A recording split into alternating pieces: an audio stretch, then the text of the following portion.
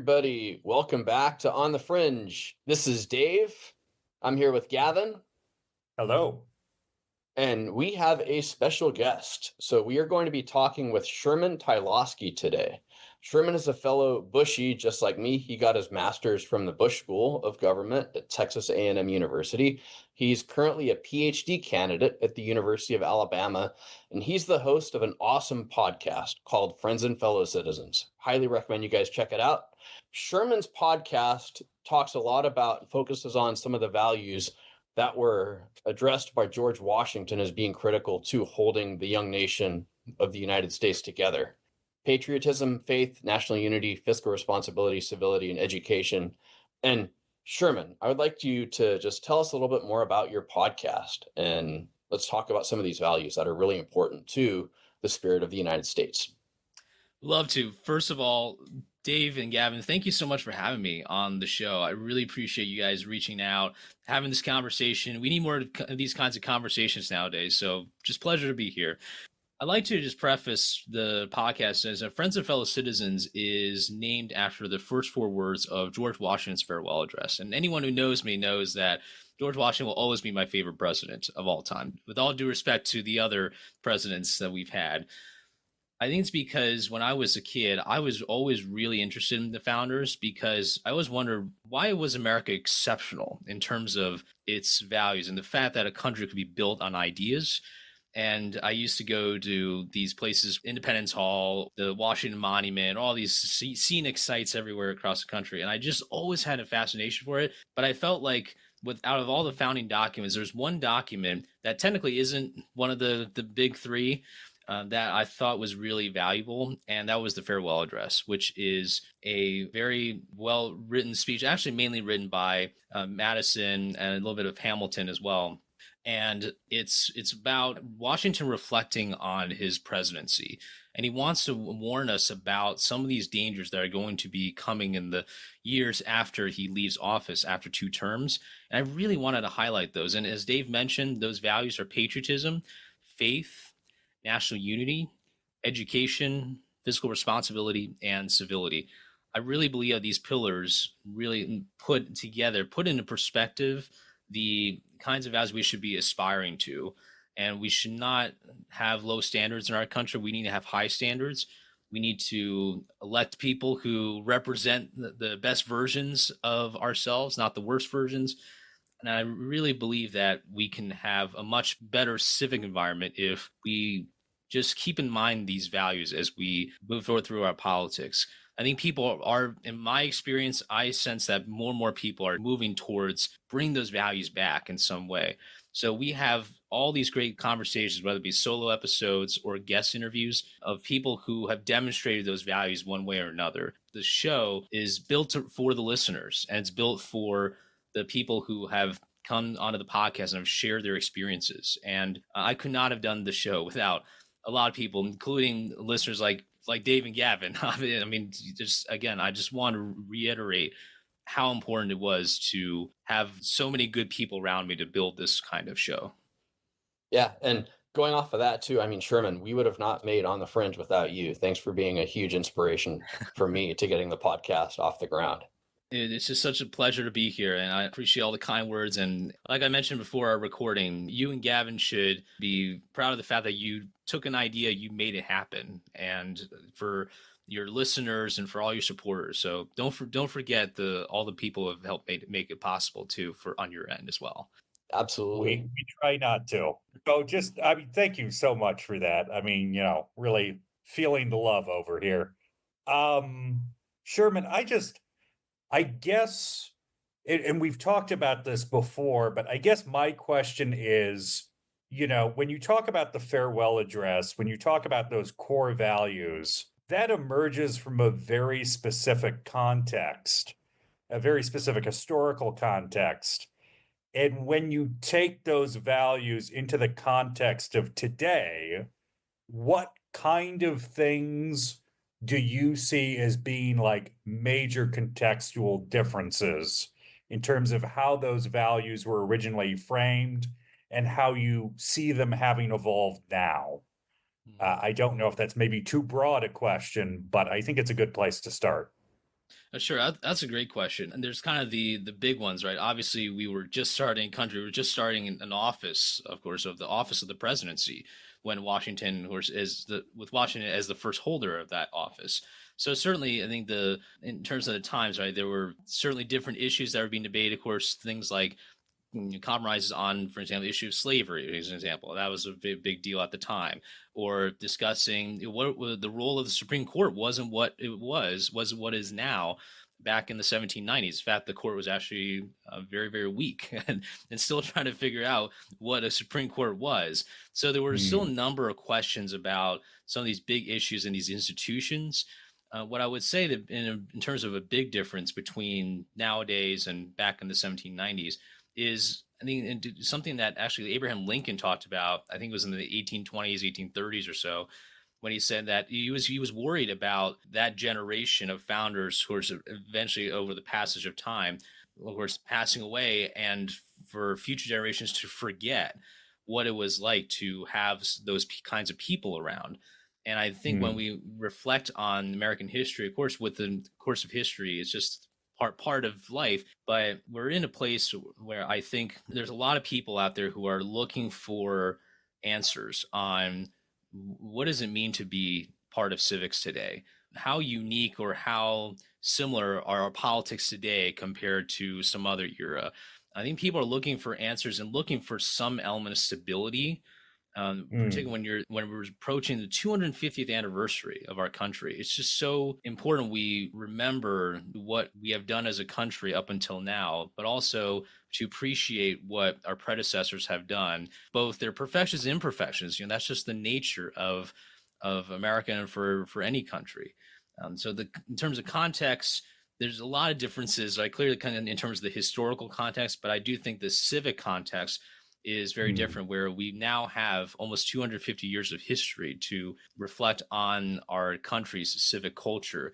And if we want to have another 250 years of a stronger civic culture, we need to start being more proactive in how we engage in politics and how we engage with American history, and how really most importantly, how we engage with our fellow citizens today.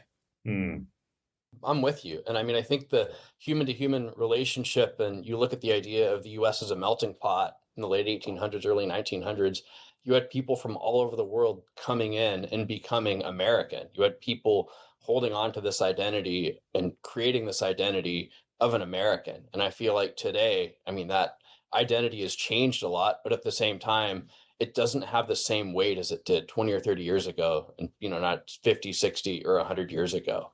And I think there's just a lack of pride across the board in the country. And it's something that we seriously need to look at as a country and as a society and go, this is something that we genuinely believe in. We have to do everything we can to keep this from falling apart. The first pillar of the farewell address was patriotism. And I purposefully decided to name that as the first one because Washington does talk a lot about patriotism and about what it means to be an American. And to your point, Dave, about identities, and this is something that's reflected a lot in political science research as well, because I'm a PhD candidate at the University of Alabama studying political science.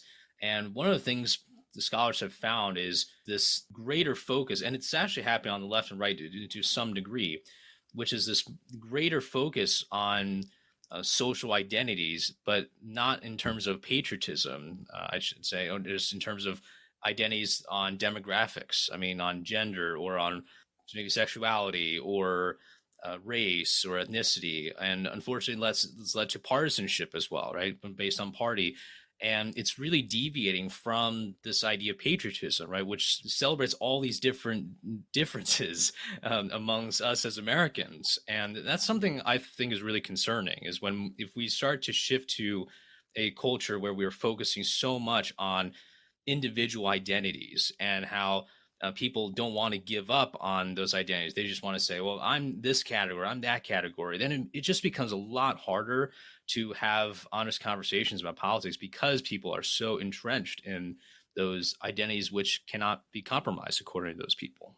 I mean, just to follow up on that, and again, this is very much within the whole idea of values. I was really sort of fascinated by one of the things you said about, when you go back to when he gave the farewell speech, a lot of these institutions that we take for granted, like you talk about middle school civics, and in America, if you had that class or if you had social studies, the three branches of government are pretty much drilled into you.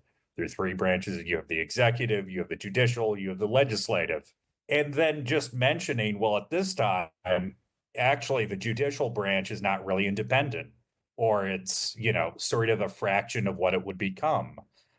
Do you think that one of the core strengths of American institutions has been their flexibility over time? I would say yes, although I would also add that it's flexibility, but kind of giving a sense of stability. And let me explain what I mean by that.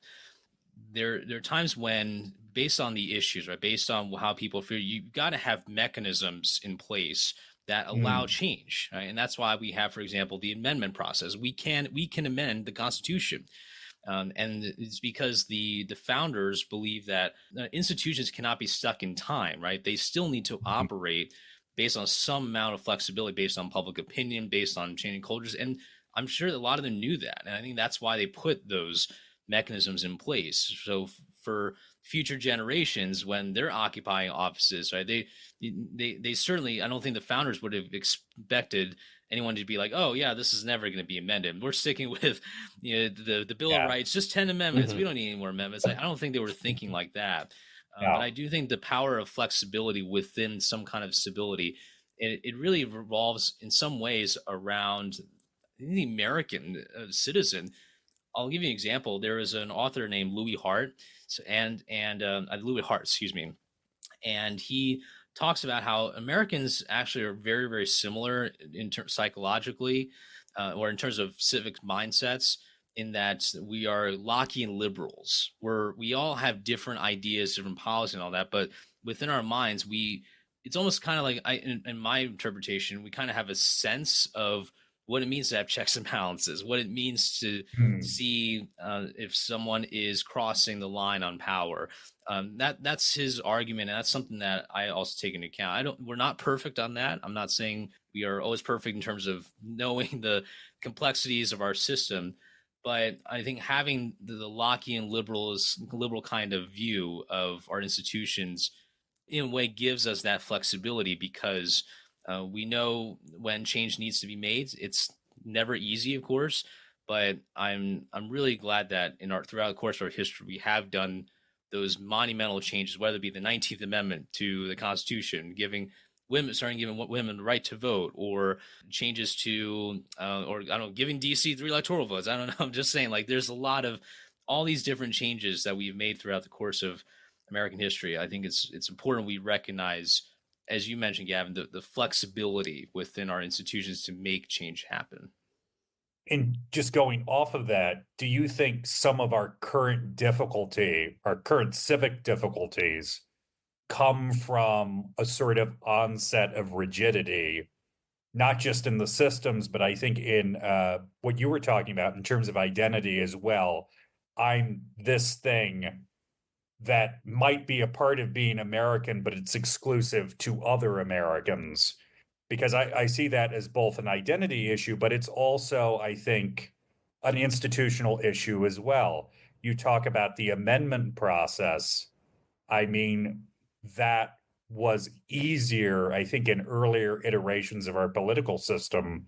Now, if you talk about passing an amendment, it looks like something that's almost impossible in the current political environment. And do you see that changing, and how do you think that would change? I can see aspects of our political culture where we can have that change. It's going to take a lot, but it might have to require us to firstly recognize that we haven't, as you pointed out, Gavin, we haven't had a constitutional amendment passed in a long time. And this is very, very irregular. And it kind of makes you wonder as to how we got to this place, right, where we can't even recognize some element of our history where we can say, oh, I wonder how is it that we got here, right? It's not because we've spent over 50 years or so just just fighting amongst each other, right? It's about the fact that every so often you have these very institutionalized movements, and when I say institutionalized, what I mean is that whether was the civil rights movement, whether it be let's say for the women's right to vote, it wasn't just activist groups or just demonstrations, right? We're talking about movements of change that that you can see through these bigger institutions, whether it be the church, whether it be the Congress, whether it be universities. And I think the challenge for us to get to better prospects of, say, maybe making big changes to the Constitution is if we start recognizing change does need to occur with the flexibility of institutions, not on the whims of public opinion or just of GoFundMe or what is it, MoveOn.org kind of groups or something, just groups that don't have that backing that you saw back in those days. That's what I would say is I think there's potential, but there's a lot, whether it's about, I'm sure we'll talk about technology, of course, but there's a lot in our culture today that we need to align better with our institutions, and we need to ensure that we're not throwing away the essential ingredients for having some element of good change. But good change requires a good process, though, to occur. Definitely. And this, I mean, you talking about that, this brings up a quote from one of my favorite professors at Bush, where he talked a lot about development classes, the values are the mother and the children are the institutions. And you go back and you look at the values that built the United States, those created the institutions that have led this country, that have been a key part of the country up to, I would say, 60, 70 years ago. And then those gradually started to change. And I mean, now what's happening to the institutions that have been put into the United States? I mean, we've had so much change, technological change, institutional change, civil change across the country.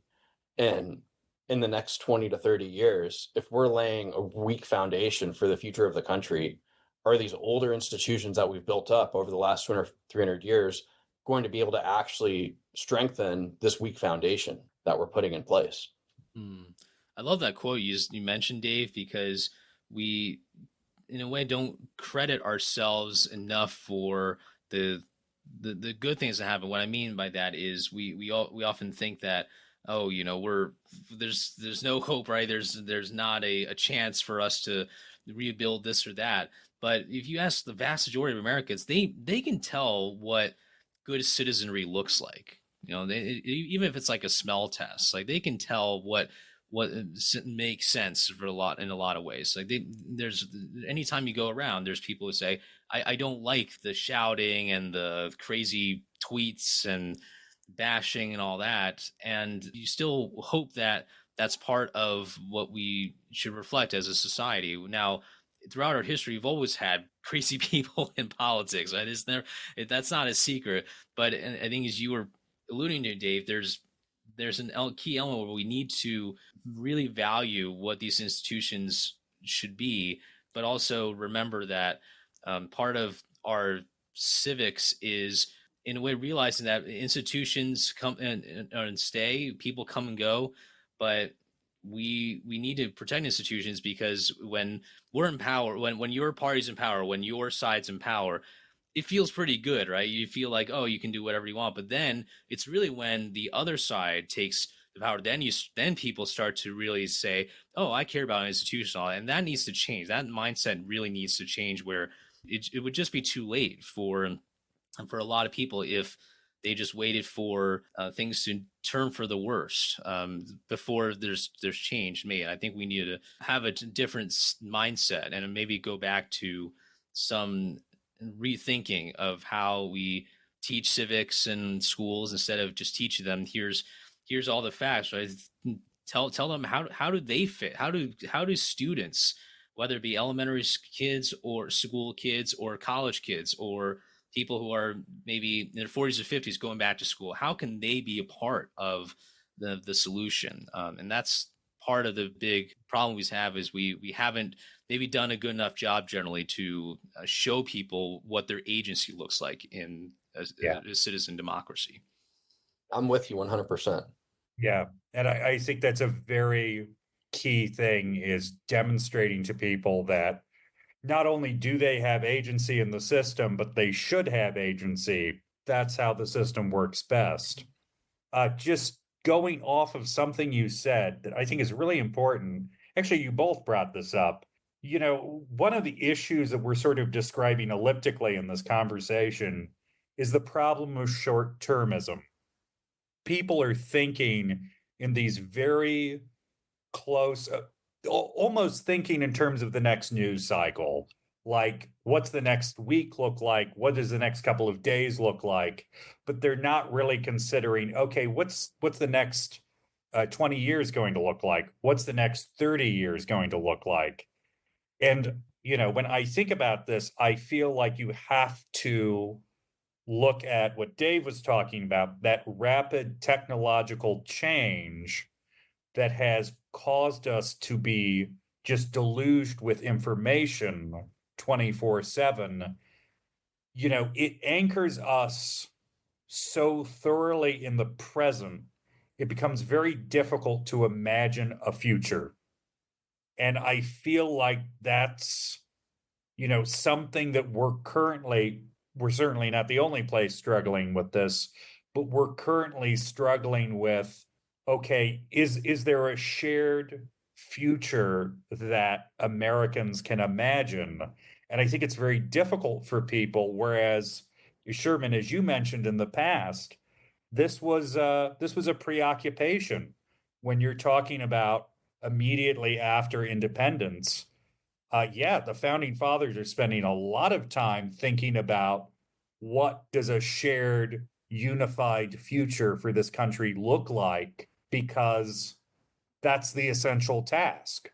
Now that we have independence, we have to keep it. And if you can't imagine the future, you can't keep it. So I feel like technology has a lot to answer for with why that has become a problem now. I don't know. Maybe that's just me with my tinfoil hat on. No, I think you leave that thing on. I think you're exactly right, because you look at World War II as well. I mean, after World War II, you have the Red Scare, you have the US fighting communism until the end of the Soviet Union. And then once the Soviet Union, I mean, they were our main challenger up until the end of 1991, then the whole entire fabric of the world changed when the USSR collapsed. And you look at the world since then, and I think the US, we've been in pole position since then. And I think since we've been in pole position, we have just looked at ourselves and gone, we don't need to improve on ourselves anymore. We're good. Everything's good. And all of these institutions that we built over the last 200 years, like, well, it's good enough. We can just kind of leave it. And we've neglected the fabric of our country and these 6 values that are key to holding our country together since then. And we've just let ourselves be inundated with pretty much anything else because we can feast. When I think about technology, I think of just some of the big innovations may relate to, I guess, the technology we think about, or might not, but I'm thinking in terms of the first telegraph, you know, and how that inspired. In fact, I think the U.S. Capitol, that's where Alexander Graham Bell has sent one of the first, if not the first, telegraph. I remember learning about that. So there's history literally being made in terms of technology within our institutions, which I think is very interesting. One of the first things George Washington did, what the federal government passed, was in 1790, starting a patent office, because having, again, an office, right? Again, also an institution, having an institution that can allow people to innovate and to invent new technology and whatnot. In fact, there was a gentleman named, I think his name was James Rumsey or something, I think, if I'm getting his name right, who invented some technology that made boats go faster. I think it was like a steamboat sort of technology. This was back in the 1790s, so it's not just Robert Fulton, right? I'm talking like someone who actually knew George Washington, and Washington encouraged him to be part of that technological progress. So from our earliest time in American history, we've always thought of innovation as a big part of our country's history, and it's made us to where we are today, right? In terms of everything from supercomputers to cell phones and other phones or other technologies. But I think to the points that you both made, just to combine them in some ways, we do need to be conscious of how fast that technology is going, how fast it's outpacing our minds and our civic environment too.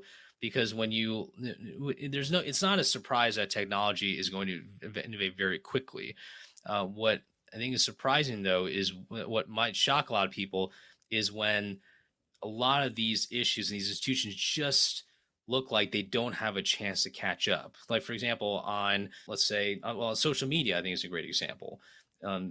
It's developed so quickly, and yet it was just several years ago. I remember watching on C-SPAN some of these members of Congress, and I understand there's generational differences and all, but that was just the beginning of this conversation, larger debate about social media. It's like it's grown so fast. I mean, where was the conversation earlier? So I just raised some questions on, again, how conscious are we as a society on how fast technology is evolving, and whether or not we have the institutional capability to wrestle with these issues, because these issues, of course, are never going to be solved just singularly in our institutions.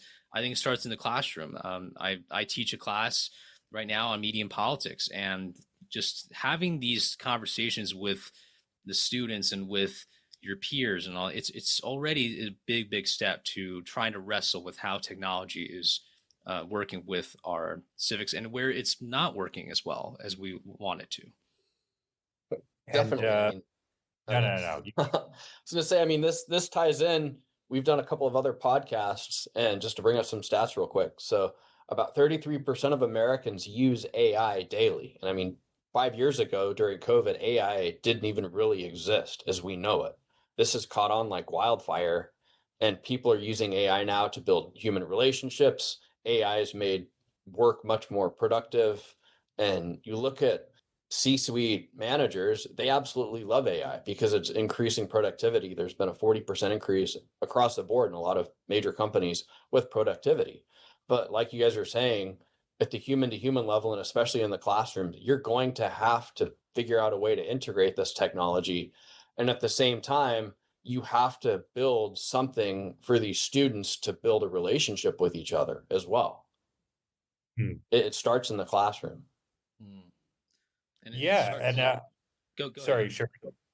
I mean, great segue, because I was going to say I'm pretty much talking about AI very often in my middle school humanities class, because you kind of have to bring it up. They're using it for their work. They're using it to look up basic questions. It's a part of the fabric of their lives. Whether or not they use it heavily, it's an issue that's there. Social media, which you were talking about, that's something that you just have to address at some point. I mean, we keep coming back to this, but it's a really key element. One of the things that often gets passed over, particularly I feel in political conversations about education, is that one of the primary functions of education is socialization. It's demonstrating, modeling, sometimes just straight up telling people how to relate to each other. And if you start moving to a model, which we're starting to see the beginnings of in the US, where education is maybe filtered through AI, that's going to become more and more difficult as students experience more and more alienation, because your productivity may go up. You may be doing more modules in less time, but those just formative years of building relationships with other people, which is the fabric of civil society, that gets weaker and weaker. And that's just, I mean, I think that's an existential concern for any country. Well, if I can jump in, I teach. One of the things I love about teaching is the in-person experience. Yeah. When you get to stand in front of a classroom and you start class, you set the tone. One of the things I do in class is I set the big pictures, like where's that we're going with this class. And when you set these norms within the classroom, when I think of it, I really think it's an exercise for me. I'm always still learning, so it's a work in progress all the time. But one of the things I love about teaching is that it really forces you to think, what kind of norms do you have to set for other people when you want to have these honest conversations? And it's so important to exhibit those qualities of openness and of making people feel heard. And because I know that a lot of the students, particularly nowadays in college campuses, so they don't feel like they can speak very freely, even on these very big issues like social media. I'm not sure if we're at a good point at this time where people feel comfortable about discussing social media. But my hope is that with this class, and for my, whether it be teaching or just really anywhere, just the importance of setting norms and boundaries, I think, is really key when it comes to talking about technology. And in some ways, the only way to really talk about technology, it sounds ironic, best way to talk about technology is to do it in person, because when you actually see human beings who are doing these things, then you also start to see, okay, what is it?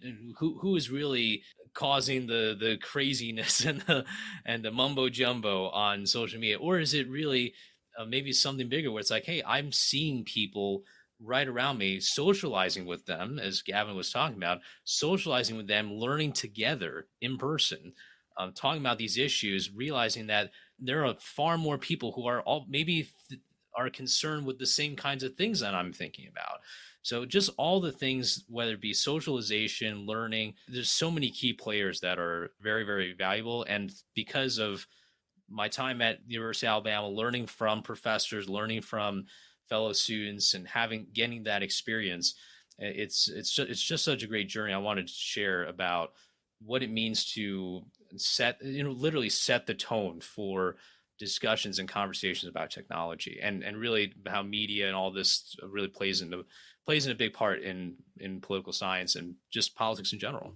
No, Sherman, what you're doing is key. And I did some research yesterday, and depression and anxiety are costing $1 trillion globally. This is according to the WHO. And approximately 15% of 18 to 29-year-olds are suffering from one or both of these. And just building that human to human relationship, where showing these people that they have value and they have something that they can contribute, is incredible to their lives. And I think what you said about setting norms, and just, it's so important, modeling that behavior. And I think particularly going, this is an open forum and all voices are valued equally. I mean, that goes back to one of those founding principles of unification, of we're all in this together. Ultimately, that sort of umbrella identity of American that can encompass all of this. And that's a key value to moving forward. And I think, that the technological change has been disruptive because, very pursuant to what you just said, Dave, depression is a key feature of alienation. People feel like they don't belong. People have difficulty identifying.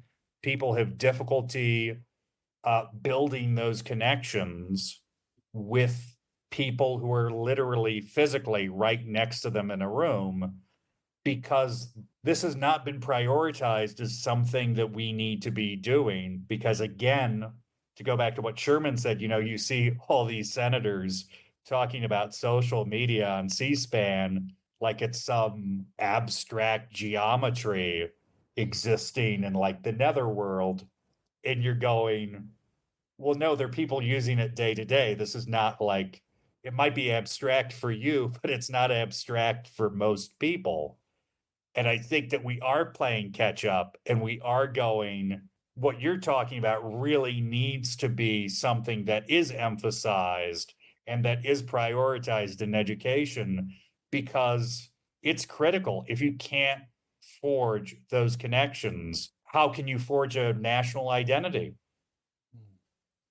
When I think about the topics we're going to be covering in class, one of the things I want to make sure I get in really in the curriculum is showcasing to the students some of the people who work in media and politics. And the reason why I do this is because a lot of times when technology, everyone, when it comes to technology, really any issue, we always want to blame the big guys, right? And there's justifications for that. I'm not saying that people can't critique big businesses or big or leaders or any of that, but a lot of times that can distract from the people who are trying to figure out these issues, right? Trying or working for somebody, could be someone elected office or somewhere for a media company or somewhere.